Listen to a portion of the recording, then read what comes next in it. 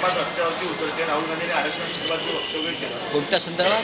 आरक्षण संदर्भात त्यांनी एक वक्तव्य केलं. राहुल गांधीचं जे वक्तव्य आहे आरक्षणासंदर्भात हे नेहमीप्रमाणे भाजपनं मोडून तोडून समोर आणलेलं. आरक्षण रद्द करू अशा प्रकारचं कोणतंही वक्तव्य राहुल गांधींनी केल्याचं माझ्या तरी ऐकण्यात आणि वाचण्यात नाही. मी त्यांची मुलाखत संपूर्ण ऐकली.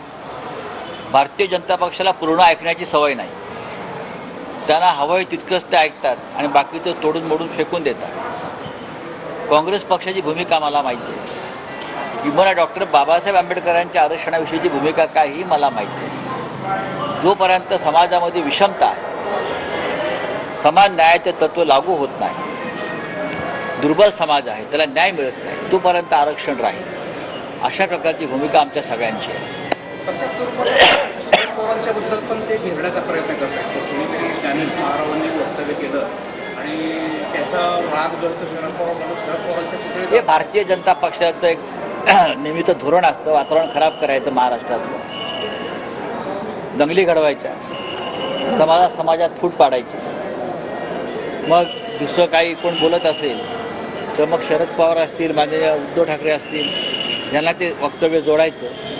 पण असे तुम्ही कितीही उपक्रम कार्यक्रम पार पाडले तरी तुम्हाला विधानसभा निवडणुका जिंकता येणार नाही, हे सत्य आहे. सर, पंढरपूरमध्ये मनसेने मुस्लिम बांधवांसाठी अजमेर यात्रेचं आयोजन केलेलं आहे. खरं तर मध्यंतरीच्या काळामध्ये अतिशय कट्टर हिंदुत्ववादी पक्ष म्हणून मनसेने स्वतःची ओळख निर्माण केलेली होती. मग आता हे मनसे मवाळ भूमिका ही बघा, मनसे वगैरे पक्ष आहेत, त्यांना कोणत्याही भूमिका असण्याचं कारण नाही. पण एखाद्या समाजासाठी, मुसलमानांसाठी अजमेरची यात्रा काय म्हणते तुम्ही, ते काय केलं आहे त्यांनी, यात्रेला जाण्यासाठी आयोजन केलं. तीर्थक्षेत्र, तीर्थावर जाण्यासाठी जर काही तयारी केली असेल तर त्याच्यामध्ये वाईट